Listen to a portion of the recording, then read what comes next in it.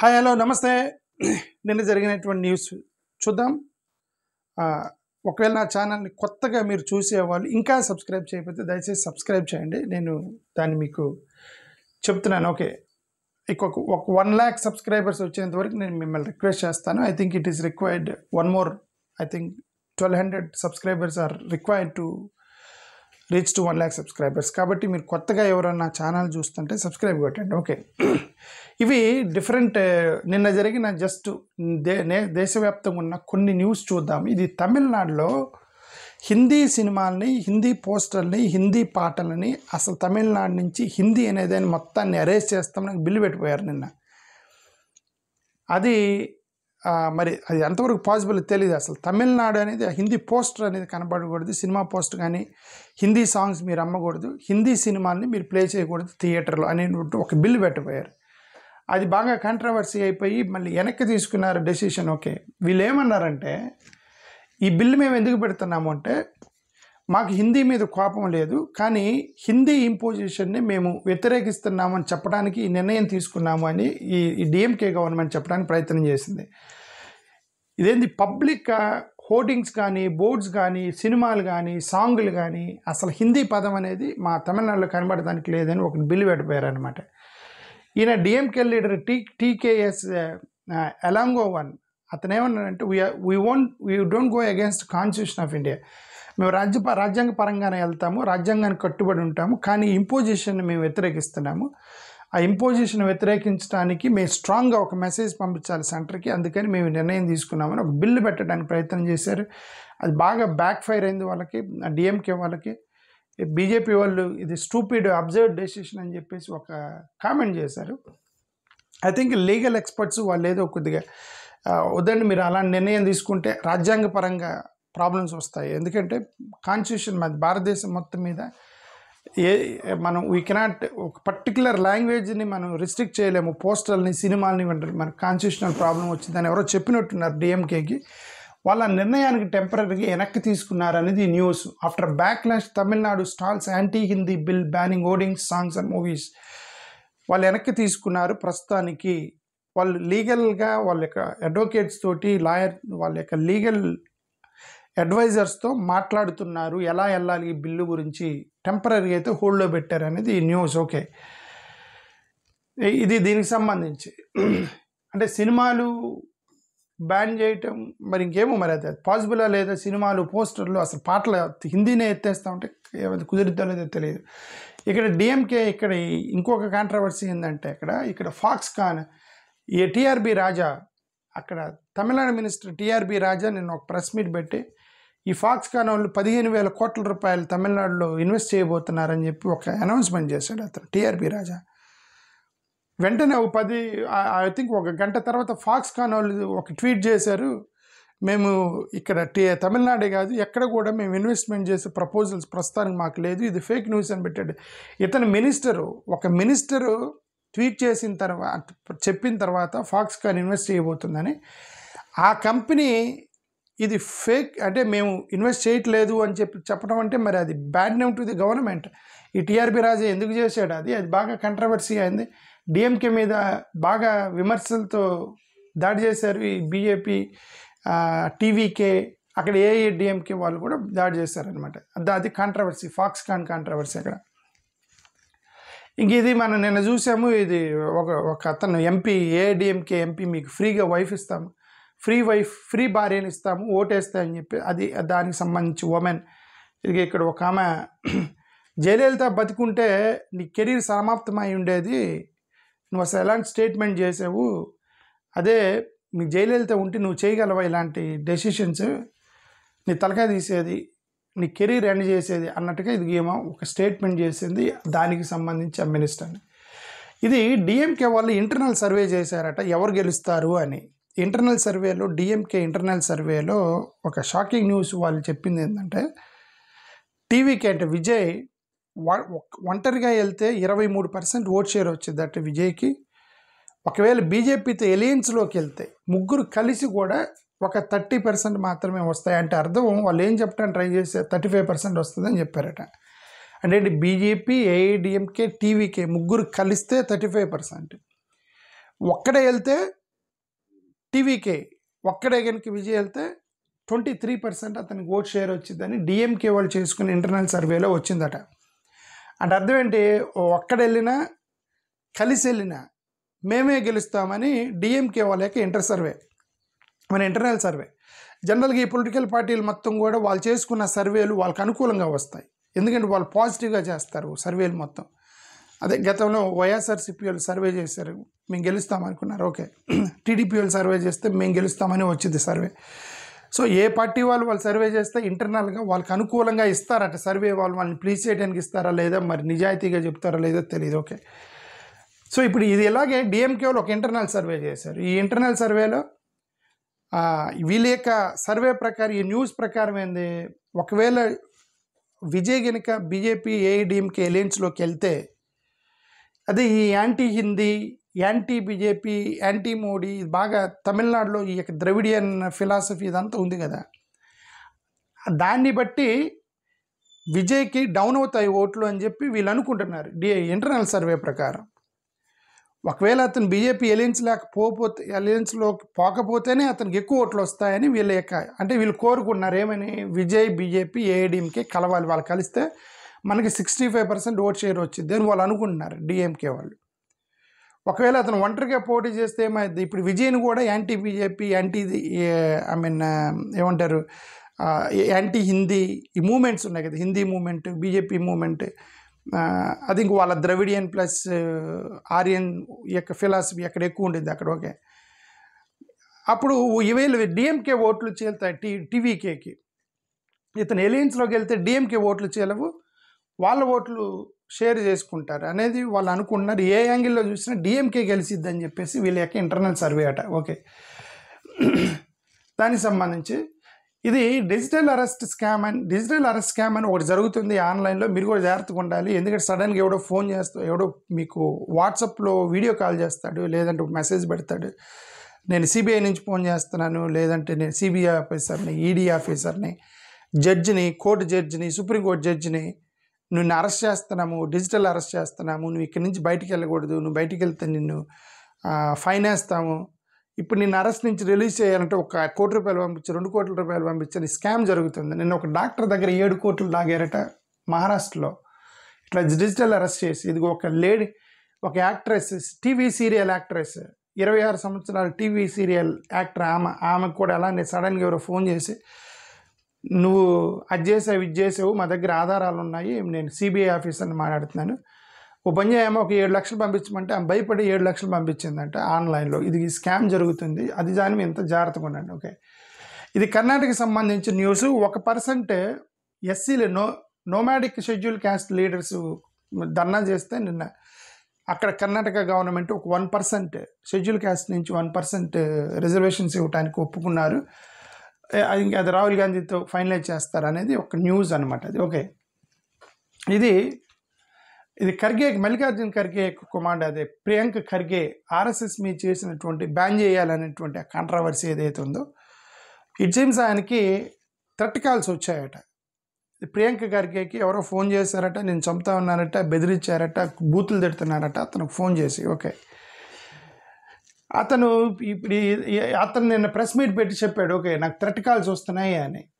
Is this start and RSS షకాస్లో మీకు నేర్పించింది ఇదేనా, మీకు ఎదుటి వాళ్ళకి ఫోన్లు చేసి బూతులు తట్టడం, బెదిరిస్తారా అని చెప్పేసి అతను నిన్న ప్రెస్ మీట్ పెట్టి ఇది చెప్పాడు ఇతను ప్రియాంక ఖర్గే. చూడండి మరి ప్రియాంక ఖర్గే మల్లికార్జున ఖర్గే కుమారుడు ప్లస్ స్టేట్ మినిస్టరు, ఒక మినిస్టరు ప్లస్ కాంగ్రెస్ ప్రెసిడెంట్ కుమారుడికే థ్రెట్ కాల్స్, బూతులు తిడుతుంటే ఇక మనలాంటి మనం బతకనేవారు కదా, ఓకే. ఎందుకంటే చాలా హై ప్రొఫైల్ కదా, ఒక మినిస్టరు ప్లస్ మల్లికార్జున కుమార్, అతన్నే చంపుతామని బెదిరిస్తున్నారు అని అంటే ఇంకా కామన్ మ్యాన్కి పరిస్థితి జస్ట్ ఇమాజిన్, ఓకే. మనల్ని ఈజీగా టార్గెట్ చేస్తారు, ఓకే. ఏదైనా ఇప్పుడు డెమోక్రసీలో అదే నేను చాలాసార్లు చెప్పాను, డెమోక్రసీలో మనకు ఐడియాస్ ఉంటాయి. కొంతమంది సెక్యులర్గా ఉండాలని అనుకుంటారు. టీడీపీకి ఒక ఐడియా ఉంది, వైసీపీకి ఒక ఐడియా ఉంది, బీజేపీకి ఒక ఐడియా ఉంటుంది, కాంగ్రెస్కి ఒక ఐడియా ఉంటుంది. అది మన ఐడియాల్లో డిఫరెన్సెస్ ఉంటాయి. మన ఐడియాని మనం చెప్పుకోవాలి తప్ప ఎదుట వారిని దాడి చేయడం అనేది ఇలా నాకైతే కరెక్ట్గా అది. ఎందుకంటే even I'm getting some threat, even నాకు థ్రెట్ ఉంది. ఓకే, రీసెంట్గా someone followed my family. Okay, that's a biggest problem. And నా వీడియోల కింద గతంలో ఇప్పుడు చేయట్లేదులేండి, ఇప్పుడు ఇంతకుముందు చేసేవాళ్ళు, ఇప్పుడు పర్లేదు, కొద్దిగా నన్నేమి బూతులు తిడతలేదు వీడియోల కింద. ఓకే, ఇది ఆర్ఎస్ఎస్ రో ఇన్వెస్టిగేషన్ ఆర్డర్ ఇంటూ థ్రెట్స్. అదే ఇంకా అక్కడ కర్ణాటక గవర్నమెంట్ ఇన్వెస్టిగేషన్ చేసిందంట. ఇతను ఆర్ఎస్ఎస్ వాళ్ళు ఎవరు ఫోన్ చేశారు మినిస్టర్కి, ఎందుకు అబ్యూస్ చేశారు, ఎవరు చంపుతామన్నారు ఖర్గేని అని చెప్పేసి వాళ్ళు ఇన్వెస్టిగేషన్కి ఆర్డర్ చేశారట. పోలీసులు ఇన్వెస్టిగేట్ చేస్తున్నారు. అదే నేను చెప్తాను, ఇప్పుడు ఒక మినిస్టర్కి థ్రెట్ కాల్ వచ్చింది కాబట్టి వాళ్ళు ఇన్వెస్టిగేట్ చేస్తున్నారు పోలీసులు. అదే నాలంటాడు, మనకు మొన్న ఎవడో కామన్ మ్యాన్ వెళ్ళి, ఇదిగోండి ఎవరో ఫాలో అవుతున్నారేమని డౌట్ ఉంది సార్ అని అంటే, వాళ్ళు నువ్వు కేసు పెట్టు, ఎఫ్ఐఆర్ పెట్టు, నేను వాళ్ళని అప్పుడే పట్టుకొస్తాను, లేదంటే అరే డౌట్ అనేది డౌట్. ఓకే, టక్కన ఒకవేళ ఇన్నోసెన్స్ మీద ఎఫ్ఐఆర్ పెడితే వాళ్ళు ఇబ్బంది పడతారు. Okay,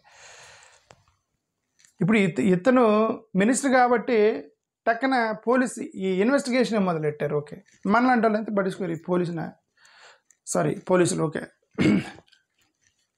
Congress ministers hit back after Kiran Majumdar Shaw's post on Bengaluru's poor roads.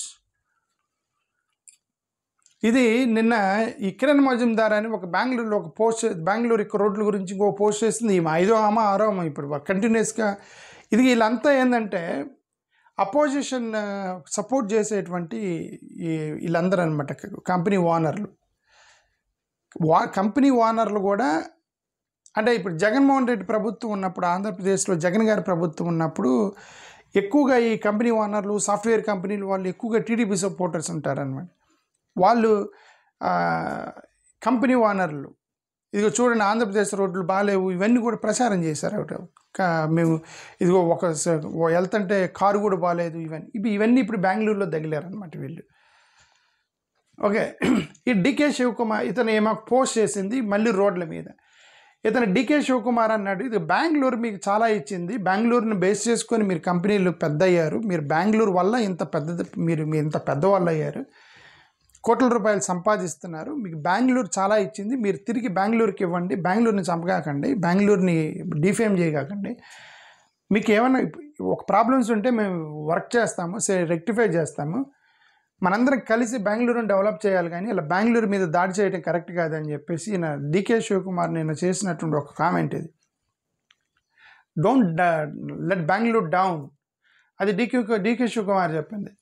విశాఖపట్నంలో ఇది గూగుల్ డేటా సెంటర్ విశాఖపట్నంకి వెళ్ళిందని ఇతను గౌడ అక్కడ వాళ్ళ కర్ణాటక గవర్నమెంట్ని మీ వల్ల ఆంధ్రప్రదేశ్కి పోయింది ప్రాజెక్టు, సరే ఇక్కడ ఆంధ్రాలో డేటా సెంటర్ మీద నెగిటివ్గా చాలా పోతుంది. ఓకే, అది మన ఆంధ్రప్రదేశ్ కాంటెక్స్లో ఆంధ్రాలో మాట్లాడదాం, ఇది నేషనల్ న్యూస్ చెప్తున్నాను కాబట్టి ఇది కర్ణాటక విషయం చెప్తాను. కర్ణాటకలో ఇతను ఏమంటాడు, మీ వల్ల ఆంధ్రప్రదేశ్కి పోయింది ఆ ప్రాజెక్ట్ అని చెప్పి ఇతను అక్కడ లోకల్గా వీడి క్రిటిసైజ్ చేశాడు. దీన్ని వెంటనే ఎవరో నారా లోకేష్ని అడిగారు, ఏమని బెంగళూరు ప్రాజెక్ట్ మీకు ఎందుకు వచ్చింది, మీకు వచ్చిందట కాదు అక్కడ లోకల్గా గొడవ జరుగుతుందంటే ఈయనంటాడు they're inefficient what can I do అన్నాడు Nara Lokesh garu. Okay, they're inefficient what can I do అన్నాడు.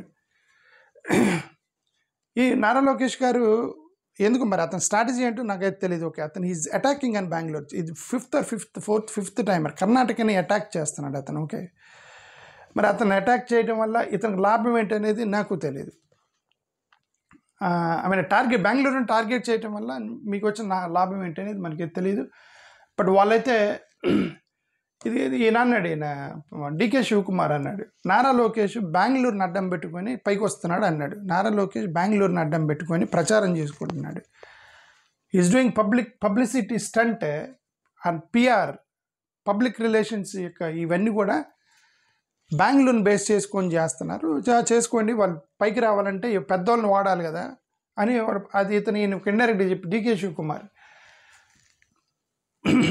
చిన్నోళ్ళు పెద్దవాళ్ళ పేర్లు చెప్పి పైకి వస్తారు అన్నట్టుగా చెప్పాడు ఆయన. ఇది ప్లస్ అక్కడున్న కంపెనీలకి మీరు మమ్మల్ని బెదిరించొద్దు, కంపెనీలు మీరు ఎవరు బెదిరించకాకండి మమ్మల్ని. మీరు బెంగళూరు చాలా ఇచ్చింది, మీకు తిరిగి బెంగళూరుకి ఇవ్వాలి. మీరు గట్టిగా మాట్లాడితే మీ సిఎస్ఆర్ ఫండ్ చూపించాల్సి వచ్చిందని నిన్న డీకే శివకుమార్. మీరు బెదిరిస్తే మేము బెదిరిపోతాం అనుకోకండి కంపెనీలు. మీ యొక్క సిఎస్ఆర్ ఈ కార్పొరేట్ సోషల్ రెస్పాన్సిబిలిటీ అనే ఒక ప్రోగ్రామ్ ఉంటుంది. దాంట్లో ఒక 1% 5% తెలియదు ఎగ్జాక్ట్గా. కొంత వీళ్ళు సొసైటీకి పెట్టాలి కంపెనీలు. ఎవడో పెట్టాడు, ఫేక్ ఎన్జిఓలు క్రియేట్ చేసి ఆ ఎన్జిఓల్లోకి డబ్బులు పెట్టుకొని మళ్ళీ వాళ్ళే. ఎవరికి లేదండి. అందుకేనంటే ప్రైవేటైజేషన్ అనేది చాలా ప్రమాదకరం. కనీసం ఒక ముద్ద కూడా పెట్టరు, అడుక్కునేవాడికి ముద్ద కూడా పెట్టరు ఈ కంపెనీ ఓనర్లు. ఓకే, బయటకు వచ్చి చెప్పుకుంటారని గుండె ఆపరేషన్ చేసి ఇన్ని ఆపరేషన్ చేసామని చెప్పుకుంటారు. ఎందుకంటే అంటే కొంతమంది జెన్యూన్గా చేస్తారు. I'm not blaming anybody. Okay, majority 90% companies they don't follow CSR program. DK Shivakumar నిన్న అదే అన్నాడు, మీరు బెదిరిస్తే సిఎస్ఆర్ చూపించాల్సి వచ్చింది బయటికి, మీరు ఎక్కువగా మాట్లాడితే అని చెప్పి ఆయన బెదిరించాడు కంపెనీలని డీకే శివకుమార్. ఓకే, పనిలో నారా లోకేష్ ఏమన్నాడు, కొంతమంది నారా లోకేష్ పేరు ఎత్తల, కొంతమంది వాళ్ళ యొక్క పబ్లిసిటీ కోసం, పబ్లిక్ స్టంట్ల కోసం మా పేరు వాడుకున్నారు, వాడుకోమనండి అన్నాడు నారా లోకేష్ని రిఫర్ చేస్తూనే అని ఇది పేపర్ రాసింది. ఓకే, ఇది ఎక్కడికి సంబంధించింది. సో అది కర్ణాటక న్యూస్. ఇది బీహార్కి సంబంధించి ఇతను ప్రశాంత్ కిషోర్ నేను ఈ ఎన్నికల్లో పోటీ చేయట్లేదని, ఇతను డ్రాప్ అయ్యాడు ఎన్నికల్లో, ఎలక్షన్స్ నుంచి నేను పోటీ చేయట్లేదని. అదే ఇప్పుడు వ్యూహకర్తగా ఉండటం వేరు, పార్టీని నడపడం వేరు. అది తెలిసి వచ్చింది ప్రశాంత్ కిషోర్కి, అది ఒకటి అర్థమైంది మనకి. ఇది సిద్ధు వైఫ్, అంటే సిద్ధు వైఫ్ నవజోత్ సింగ్ సిద్ధు, క్రికెటర్ ఎవరైతే ఉన్నాడో అతని వైఫ్ గతంలో పాలిటిక్స్లో యాక్టివ్గా ఉండేవాళ్ళు.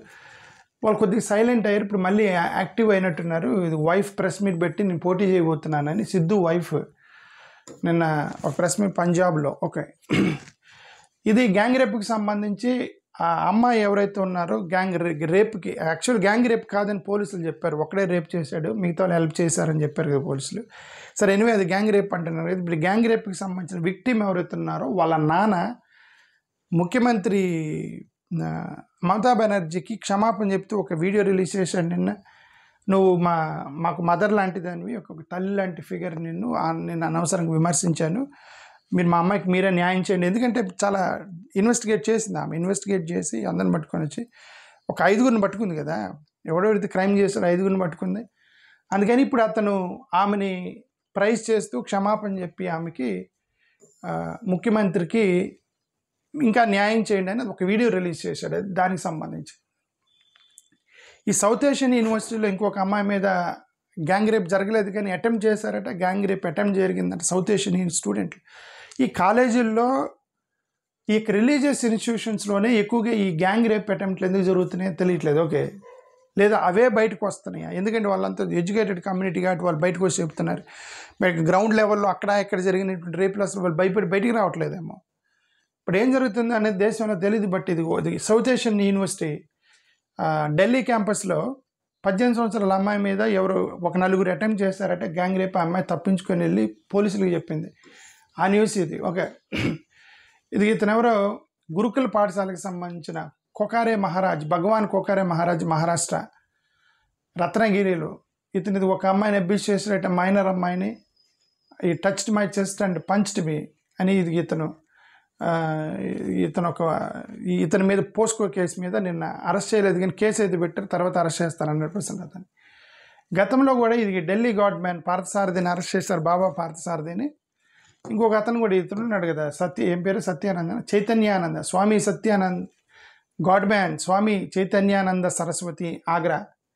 ఇది ఇతను ఏమంటారు ఆ యూనివర్సిటీ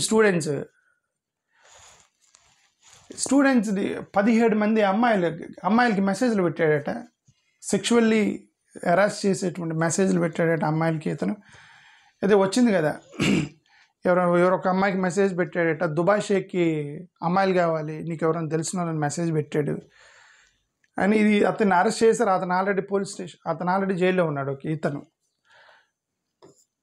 అది దీనికి సంబంధించి. ఇది ఆర్ఎస్ఎస్, అది ఒక పిల్లోడు ఎవరైతే చనిపోయాడో, టెక్కీ ఎవరైతే చనిపోయాడో ఆర్ఎస్ఎస్లో నాకు సెక్షువల్ అబ్యూస్ చేశారని చెప్పి అతను ఒక సూసైడ్ నోట్ రాశాడు. ఆ సూసైడ్ నోట్లో ఎక్కడ కూడా పేరు రాయలేదు, అతను ఓన్లీ ఒక ఎలిగేషన్ చేశాడు. ఏమని, ఏమంటారు, ఒక ఆర్ఎస్ఎస్ కార్యకర్త ఒక అతను నన్ను చిన్నప్పటి నుంచి నన్ను సెక్షువల్గా అబ్యూస్ చేస్తున్నాడని రాశాడు. కానీ అతను ఎవరు అనేది అతను సూసైడ్ నోట్లో లేదు. నిన్న ఒక వీడియో సర్క్యులేట్ చేశారు సోషల్ మీడియాలో, అతను మాట్లాడింది. దాంట్లో అతని పేరు చెప్పాడు, అతను ఎవరు అనేది. ఎవరినైతే అతను నాకు సెక్షువల్ అబ్యూస్ చేశాడు చిన్నప్పటి నుంచి అన్నాడో అతని పేరు చెప్పాడట. ఆ వీడియో నిన్న సోషల్ మీడియాలో సర్క్యులేట్ అయింది.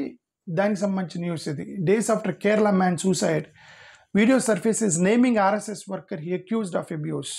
అది అతని పేరు చెప్పాడు ఆ వీడియోలో అనేది దీని యొక్క న్యూస్ ఇది. ఓకే, అంటే ఎనివే అది కేసు ఫైల్ అయింది, పోలీసులు ఇన్వెస్టిగేట్ చేస్తారు దాని మీద. ఓకే, ఎలాగో ఆర్ఎస్ఎస్ వాళ్ళు కూడా మీరు త్వరగా ఇన్వెస్టిగేట్ చేయండి అని అన్నారు కాబట్టి వాళ్ళు వెల్కమ్ చేశారు ఆర్ఎస్ఎస్ వాళ్ళు. అది అలాంటిది ఏం జరగలేదు అన్నారు. బట్ ఎనివే అది పోలీస్ ఇన్వెస్టిగేషన్ జరుగుతుంది, చూద్దాం. ఓకే, ఇది భూపతి సరెండర్. నేను ఒక నక్సలైట్ సరెండర్ అయ్యాడు సీఎం ఫడ్నవీస్ దగ్గర. ఇది మనం చూసాం. ఓకే, భూపతి అయినట్టు ఒక 60 మంది నక్సలైట్లను తీసుకొచ్చి సరెండర్ అయిపోయారండి ముఖ్యమంత్రి దగ్గర. ఇది హిజాబ్కి సంబంధించి అదే ఒక నిన్న కేరళలో ఒక క్రిస్టియన్ స్కూల్లో ఒక అమ్మాయి హిజాబ్ వేసుకొని వచ్చిందని అక్కడ గొడవైంది. నిన్న వీడియోలో కూడా నేను మాట్లాడాను దాని మీద. ఇది కేరళ మినిస్టర్ చెప్పాడట, మీరు అట్లా హిజాబ్ తీసేయమని చెప్పడం. నేను కూడా అదే చెప్పాను నా అభిప్రాయం. ఓకే, స్కూల్స్ అనేవి షర్టు ప్యాంటు వరకే మీ బాధ్యత. షర్టు ప్యాంటు షూస్ టై ఈ 4 మీ బాధ్యత. మిగతా అన్ని పిల్లలకు వదిలేయాలి. మిగతా అన్ని సెంటిమెంట్స్ కూడా ఉంటాయి. ఓకే, ఇప్పుడు నేను మినిస్టర్ అదే ఆర్డర్ చేశాడట, మీరు స్కూల్స్ అయ్యి కూడా హిజాబ్ తీయమని చెప్పడం అనేది కరెక్ట్ కాదు. Kerala minister directed school to allow Muslim girl in hijab amid row. ఇది ఈ న్యూస్. అక్కడ పేరెంట్స్ ఏమో యూనిఫామ్ వేసుకోవడానికి కేరళ హిజాబ్లో parents accepted school uniform code, school accepted for hijab. That's what actually I also expressed my opinion that hijab అనేది వాళ్ళ personal, నువ్వు దాన్ని అడగకూడదు. స్కూల్ యూనిఫామ్ అనేది పిల్లలు ఫాలో అవ్వాలి. యూనిఫామ్ అనేది it's only restricted to shirt pant shoes and tie, అంతవరకే. ఇక మిగతా అన్నీ మనం లోపల బనియన్ ఏం వేసుకోవాలి, అండర్వేర్లు వేసుకోవాలి, ఇవన్నీ స్కూల్స్కి అనవసరం. ఈ స్కూల్స్కి ఏమండి, మీకేం పని అండి అది? వాళ్ళు చైన్లు ఏం వేసుకోవాలి, తాయిలెత్తలు కట్టుకోవాలి, లేదా బొట్టు పెట్టుకోవాలి, అది ఇవన్నీ అనవసరం కదా స్కూల్స్కి. స్కూల్ పని అది కాదు కదా. ఇది కేరళ మినిస్టర్ మంచి పని చేశాడు, స్కూల్కి ఆర్డర్ ఇచ్చాడు, మీరు అలాంటివి చేయొద్దని. ఓకే, ఒక క్రిస్టియన్ స్కూల్కి. ఇది ట్రంప్ మోడీ గారికి సంబంధించింది. ఇది మరి బహుశా ఇది అర్ధరాత్రి 4 గంటలకు వచ్చింది న్యూస్. ఇది అర్ధరాత్రి 3 గంటలకు అట్లా పబ్లిష్ అయింది. నేను ఉదయాన్నే చూశాను ఇది. బహుశా ఈ రాహుల్ గాంధీ వీళ్ళందరూ చూసి ఉంటారు. దీన్ని చూస్తే ఈ పాటికి ట్వీట్ చేసి ఉండేవాళ్ళు. ట్రంప్ ఏమన్నాడంటే, నాకు 2 రోజుల క్రితం మోడీ చెప్పాడు, రష్యా నుంచి మేము ఆయిల్ కొంటలేదని నాకు ప్రామిస్ చేశాడు అని ఒక పెద్ద బ్రేకింగ్ ఇచ్చాడు నిన్న. అంటే అర్ధరాత్రి ట్రంప్ చూడండి, he assured me that there will be no oil purchase from Russia. ఇమీడియట్గా మోడీ, నేను ఇమీడియట్గా చేయలేను, కొద్దిగా స్లోగా చేస్తాను, టైం పట్టిద్ది, బట్ నాకైతే ప్రామిస్ చేశాడు. నా friend Modi is my best friend, we have a great relationship. I'm not happy with India because they are buying oil from Russia, but my friend Trump నాకు అష్యూరెన్స్ ఇచ్చాడు, ప్రామిస్ చేశాడు Russia నుంచి oil కొననని. This is a big deal, big stop from my friend, we have got to. ఇప్పుడు China నుంచి మేము అది తీసుకోవాలి అని చెప్పేసి ఒక పెద్ద బ్రేకింగ్ ఇచ్చాడు. ఐ డోంట్ నో మరి దీన్ని అతను ట్రంప్ చెప్పింది మరి ఇప్పుడు వీళ్ళు యాక్సెప్ట్ చేస్తారా, లేదు మేము అట్లా అనలేదు అని చెప్పి వాళ్ళు ట్రీట్ చేస్తారు. ఈరోజు చూడాలి దీని మీద ఏంటి అపోజిషన్ వాళ్ళు ఏమంటారు, వీళ్ళు దీన్ని యాక్సెప్ట్ చేస్తారా. నిజంగా ట్రంప్కి మోడీ చెప్పాడా రష్యా నుంచి మేము ఆయిల్ కొంటలేదని? ఒకవేళ రష్యా నుంచి ఆయిల్ ఇది చెప్పింది నిజమైతే ఇప్పుడు Rahul Gandhi already Narender surrender to Trump, అది ఇంకా పెద్దదైపోయింది. ఇప్పుడు చూద్దాం ఏం జరిగింది ఈరోజు. ఓకే, ట్రంప్కి సంబంధించి ఇది హమాస్ వాళ్ళు ఇప్పుడు సీజ్ ఫైర్ అయిపోయింది, ఇజ్రాయెల్ పాలెస్తీన్కి సీజ్ ఫైర్ అయిపోయింది, అదేది ఎండ్ అయిపోయింది వాళ్ళ 2 దేశాలకి. ఇప్పుడు పాలెస్తీన్ ఇంటర్నల్గా గొడవ మొదలైంది. ఇప్పుడు హమాస్ వాడు ఇప్పుడు తాలిబాన్ వాడికి ఆఫ్ఘనిస్తాన్ తన చేతిలోకి తీసుకున్నట్టుగా ఇప్పుడు హమాస్ వాడు పాలెస్తీన్ అని మొత్తం తన చేతిలోకి తీసుకోవాలని వాడు ట్రై చేస్తున్నట్టున్నాడు. పబ్లిక్గా సోల్జర్స్ని, పాలెస్తీన్ సోల్జర్స్ని పబ్లిక్గా కూర్చోబెట్టి 8 మందిని పబ్లిక్గా చంపేశారు. ఓకే, ఓ పెద్ద వాడు పబ్లిక్ ఏమంటారు ఎగ్జిక్యూషన్ చేస్తున్నారు వీళ్ళు. 8 మంది గాజాన్ సోల్జర్స్ని వీళ్ళు పట్టుకొని పబ్లిక్గా చంపేశారు వీళ్ళు. అంటే ఇంక ఇంటర్నల్ కాన్ఫ్లిక్ట్ మొదలైంది. ఇప్పుడు పాలెస్తీన్ వర్సెస్ హమాస్. ఇప్పుడు పాలెస్తీన్ సోల్జర్స్ హమాస్ కలిపి ఇజ్రాయెల్ మీద కొట్లాడారు. ఇప్పుడు ఈ యొక్క సీజ్ ఫైర్ అయింది కాబట్టి ఇప్పుడు వీళ్ళిద్దరు ఇంటర్నల్గా కొట్టుకున్నారు. పవర్ ఎవరి చేతిలో ఉండాలి. పాలెస్తైన్ గవర్నమెంట్ చేతిలో ఉండాలా, లేదంటే టెర్రరిస్ట్ హమాస్ చేతిలో ఉండాలా, లైక్ ఆఫ్ఘనిస్తాన్లో తాలిబాన్ తీసుకున్నట్టుగా. అది ఇది ఇప్పుడు నిన్న జరిగిన న్యూస్. ఓకే, థ్యాంక్ యూ, నమస్కారం.